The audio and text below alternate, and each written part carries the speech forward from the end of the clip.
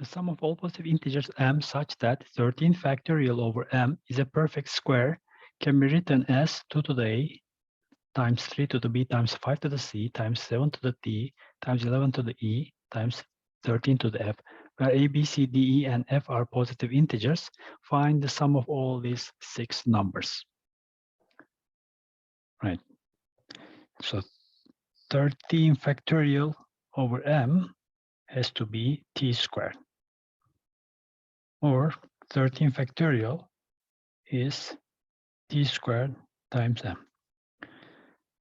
So t squared has to be included in the square part of 13 factorial, and m is the rest. So first, let's figure out the square part of 13 factorial and square free part of 13 factorial. For that, we're going to use the theorem where we just measure the valuation of p in n factorial, or the highest power of p that divides n factorial, which can be obtained from the following formula. This equals n over p floor plus n over p squared floor, and so on and so forth. Okay, so let's write 13 factorial as, so let's check the power of 2 that divides 13 factorial. So this should be 2. 13 over 2 is, floor of 13 over 2 is 6, plus floor of 6 over 2 is 3, floor of 3 over 2 is 1, and the rest is 0, so we stop here, times 3. The floor of 13 over 3 is 4, plus the floor of 4 over 3 is 1, and we stop here, times 5. The floor of 13 over 5 is 2, and 2 over 5 is 0, so we stop here, times 7 to the 1, because 7 over 3 is 1, and 11 to the 1, and 13 to the 1. Okay, so, or this is, the square part is 2 to the 10 times 3 to the 4 times 5 squared times 3 to the 1. The rest is square free part. So 3 to the 1 times 7 to the 1 times 11 to the 1 times 13 to the 1. It's the square free part. Okay, so this is the square part and this is the square free part. So then any m has to look like this. It has to look like 2 to the 2a times 3 to the 2b times 5 to the 2c times 3 to the 1, 7 to the 1 times 11 to the 1 times 13 to the 1. Okay, if you want to, here, just a is between 0 and 5, b is between 0 and 2, and c is between 0 and 1.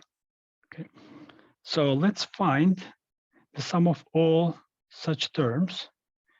And this is, so let's work it here. This is triple summation of these numbers. So 2 to the 2a times 3 to the 2b times 5 to the 2c times the square free part, which is 3 to the 1, 7 to the 1, 11 to the 1, and 13 to the 1. Right, and a is from 0 to 5, b is from 0 to 2, and c is from 0 to 1. And this is, in fact, when you add the powers of 2, this is the sum of even powers of 2 from 0 to 10. So this is 2 to the 0 plus 2 to the 2 plus dot dot dot plus 2 to the 10. And this part generates the sum of even powers of 3 from 0 to 4. So this is 3 to 0 plus 3 squared plus 3 to the 4. And this part generates the sum of even powers of 5 all the way to 2. So it's 5 to 0 plus 5 to 2, and times the square free part, which is 3 to the 1, 7 to the 1, 11 to the 1, and 13 to the 1. Okay, now let's work it out. So this is 2 to the 12 minus 1 over 2 squared minus 1 is 3 times this. The next part is 3 to the 6 minus 1 over 3 squared minus 1 is 8, and times the next part is 26. Okay, and this part from difference of square, this is 2 to the 6 minus 1 times 2 to the 6 plus 1 over 3. And next one is from difference of squares, 3 to the 3 minus 1 times 3 to the 3 plus 1 over 8 times 26. And so let's work this. The first term is, okay, 63 times 65 over 3 times 26 times 28 over 8 times 26. And let's calculate this. So this is, and this cancels out, and I have 21 here, this and this. I have a 7 here, and 2 here, this and this. I have a 13 here.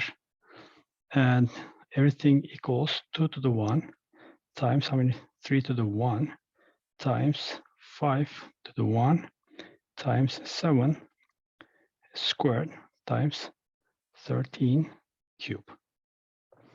Okay. And when you multiply, when I multiply the square free part by this sum, I get all the powers. I mean, I can just count the powers, and the sum will not change. So the sum is 1, 2, 3, 4, 5, 6, 7, 9, 12.